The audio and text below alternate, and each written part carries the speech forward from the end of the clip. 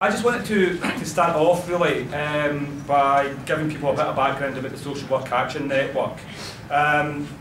We've been in existence now for just over 3 years. We've had 3 annual conferences. The last one took place in September at Hope's Everton campus in the centre of the city. Before that we've been to Glasgow. The year before that we were at Liverpool University. So we're quite a new organisation, and we're still, I think, feeling our way and trying to work out what our role in social work should be. But the starting point for us, what we were really intending to do, was to try and offer a voice to social work practitioners, to social work academics, to social work students and to service users.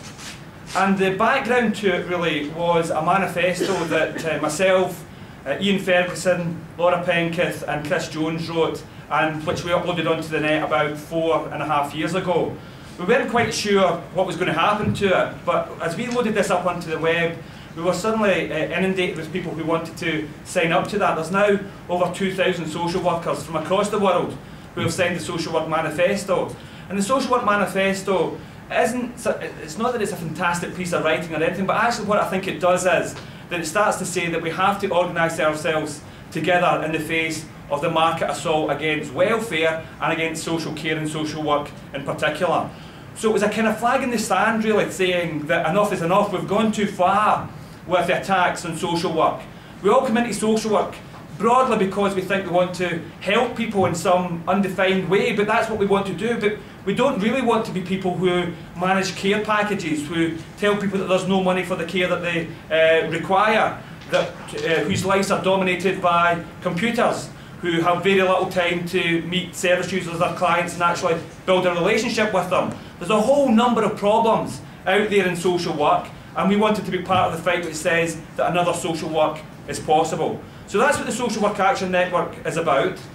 And then at the end of last year, I think that we faced a very particular problem, because once again social workers found themselves in the firing line. As the court case finished with Baby P, there was the Sun running their campaign, but it wasn't just the Sun. Many of us will have read in the past people like B. Campbell, and there was B. Campbell joining the assault on social work.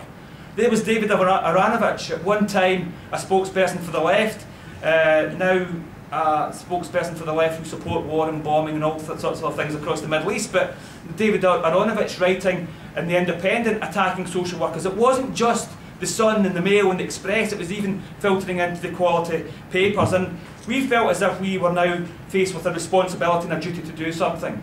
And so with Tony, Ian Ferguson, myself, we wrote the petition, and again we put the petition online, and we weren't quite sure what was going to happen. And certainly if we want to compare ourselves to what the Sun did, we didn't do very well. The Sun got close to 300,000 people signing their petition, we got 2,000. So in the numbers game, I don't think it was a no contest. But actually in terms of putting some confidence into social workers who were in their unions and in their workplaces, the most important thing for us was the feedback that we got. We were inundated, literally inundated with emails from people who said, sometimes I have signed the petition and we're discussing this at work. Sometimes they said, I've read the petition, I agree with everything you say, I haven't signed it because I'm nervous. Now if you think about that for more than a second, social workers who are nervous about signing a petition which says we need to look at child poverty, we need to look at child inequality, we need to look at the impact of marketisation and managerialism on the social work project, that if we want a real evaluation of what are the problems around Baby P, we need to take these things into account. And we have social work practitioners in the front line who said that they were intimidated, they agreed with us, but they wouldn't sign in case it got back to their management. And I think that's a terrible indictment really about the state of social work, but it did make us feel that we were providing a very useful service, I suppose. Now the third thing I really want to say is that in some senses, of course, this isn't new. We've been here before. We've been here when there was the death of Jamie Bulger, although social workers weren't really involved in the death of Jamie Bulger, but in the aftermath of Jamie Bulger's death, we had John Major who said the problem is that we need to move away from understanding a little less and we need to start condemning a little more. This was the Prime Minister at the time making statements that we should stop trying to understand the problems that people face, we should start condemning a little more. When the Victoria Climbié death took place, again, social workers found themselves on the front line of the attack. More procedures were brought into place. We had New Labour and Tony Blair come onto the attack at that point. And so social workers at the forefront of attacks when deaths of children happen is not new. Even, in fact, if you go back to the 1970s, for those of you in the room who are old enough to remember the 1970s, I know looking around that some of you weren't even born in the 1970s, but if we go back to the 1970s, when there was the first real attack on welfare services, not just in social work, but in schools and hospitals, from 1976 through to 1979, there was the first real retrenchment in welfare services, and then it carried on through the 1980s. But actually, social workers were partly to blame for that, apparently. We were too generous, we were handing out money, we were part of the old problem of the old welfare state that really, you know, we had to move forward and move away from. So even going back to the 1970s, social workers were under attack. So it seems to be a common theme. But I think something is different this time. And two things, really. The first one is the factual thing. You know, compared to the 1970s, the number of children who are dying in the care of their parents through a social worker of a connection, those registered deaths have dropped 50% since the 1970s in Britain. In America, they have increased by 17%.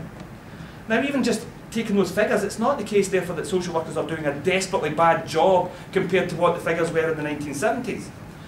But the second thing I think that's important this time is that it feeds into a context when, yes, social workers can be victimised and pathologised and attacked, but there's another trend, and that other trend is happening right across the public sector, and that is with people who are now increasingly wary of government reforms, of government marketisation. We've had this for 25 years, and people, when they hear the word reform and marketisation, they don't think, oh, fantastic, that means my school will get better. Oh, fantastic, that means the hospital will be better. Actually, reform, that word reform, in the 1945 period, in the 1950s, in the 1960s, when you heard reform, you thought something was going to get better. Now when you hear reform, you think something's going to get worse. You think, oh no, more forms to fill in, more targets to meet, more pressure on budgets, more competition is going to be brought in. Reform, the word reform now means marketisation and neoliberalism, and I think therefore that the attack on social work has gone into that general atmosphere, and that has allowed us a space to argue that the problems this time are not the problems of what social workers do. There's some fantastic social workers out there.